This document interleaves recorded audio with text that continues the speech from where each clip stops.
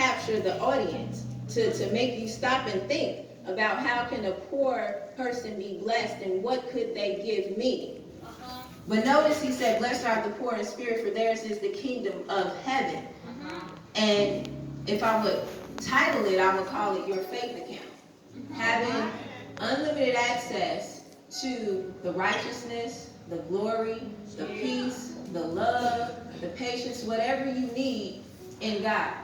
But in order to have that, you must have faith in him and depend on him as your only resource and your unlimited resource. And it's easy to see it that way. And the way that he gave it to me, like I said, when you go to pay your bills, you know how much you have in your account, so you're not worried that you don't have it. That's the same way we should be in life. Anything and all that we need is in him. And the only way that you're going to know that is if you have your faith account. When we become and we believe in God and through his son Jesus, and we open up that faith account, we are established in the kingdom of heaven. This is not my home. So when my job coming at me funny, whether I have it or not, I'm still going to be rich. I'm still, if they close the building down tomorrow, I'm still going to be able to make my way. He is going to provide for me. And we have to have that. And these days and times, it's required to have a faith account, to believe and only trust in him as your only resource. Other than that, you will not make it. You have, like I said, you might be an example to someone. And how many know that you also have to maintain your account? When you got a bank account, I think they charge you like maybe $7 a month, $8 a month. The way we maintain our faith account is by prayer, fasting, Bible study, worship, praise. This is how you keep your account up. Now, it doesn't put anything in your account because all glory and everything belongs to him. But when you truly love him, what you give to him, he gives it back double fold, whether you deserve it or not. But it's all established by believing in him. So that's how a poor man can walk in a room full of rich people and they envy him. Because sometimes, I don't care how much you have in your account, it can't buy you love, it can't buy you peace, it can't buy you patience. A lot of people might wonder how are you so prosperous in school or at work? Well, that's because you have a faith account. They can have the same thing if you believe and trust in him. And like I said, we look around outreach, we know what it's like to be blessed. We know what it's like to sometimes not have bread on the table, but walking around with joy in our heart. A lot of times, my family members look at me and they're like, how is y'all prospering in Mississippi? Ain't nothing. I mean, when you look it up, Mississippi is one of the poorest states. And I'm like, but when we walk in or when we step in somewhere, they're like, man, it's the glory of God. I got a faith account, bro. That's what I need. I got a faith account. You need to invest in Jesus, just how we invest in everything else. But when will you invest in the Lord? When will you give him all that you have and open up your faith account? It sounds so simple, but sometimes when life getting to hit you, you get to going through things and you need a little bit more peace, you need a little bit more joy. Sometimes you even get those little blessings in your account. You know how you're like, man, I didn't know I got that many hours. Ooh, you know, I needed that.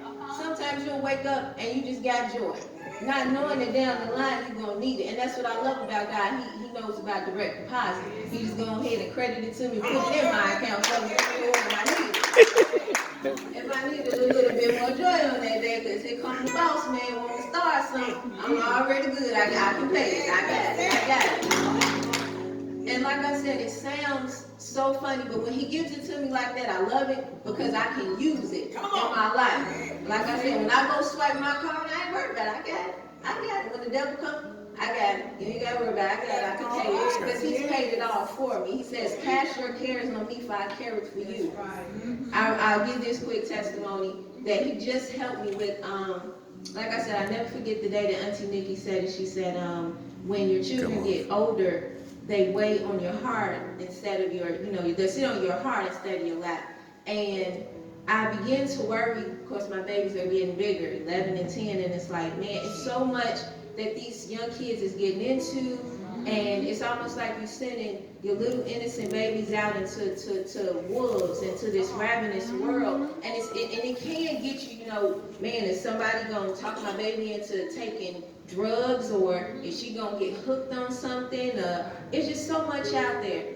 And I was driving home, and I just went into, I wouldn't say a panic, but I just began to worry, and it began to just kind of discourage me. And it's like, Lord, I got to thinking about all the things that could happen. And he took me back to something that happened when Crystal was, I think, just 2 weeks old. And I had went downstairs to take my shower, and I left Webster upstairs with the baby, and she was asleep. She was asleep.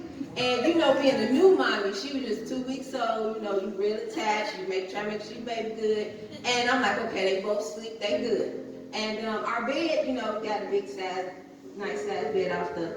And we had it like in these little corner. It's little corner. It was a real little slot right. Anyway, long story short, I came back up, had my clothes on, came back up, and Crystal wasn't in the bed. I woke up, I'm like, where the baby? So I'm thinking my mother-in-law got the baby, somebody came, and Crystal was nowhere to be found. So I'm like, hold on, somebody's gonna tell me where my baby is. Where is my baby? Where is she? Krista somehow was under the bed, just like, and she was asleep just like that. And it was crazy because it was like she flipped over him and went and got through the crack. And I was just like, and Webster, I was so mad with Webster because how did she, how did you not know? And God, when he showed me that, he said, that's how I got it. She wasn't hurt. She didn't even know she was over, it was like somebody just laid her up under the bed. And I was just like, when he gave me that, when he put that in my account, that piece into my account, it was well. And like I said, whatever you need, he knows what you need, even when you don't know what you need, and he'll put it in your account. Y'all pray my name. Yeah.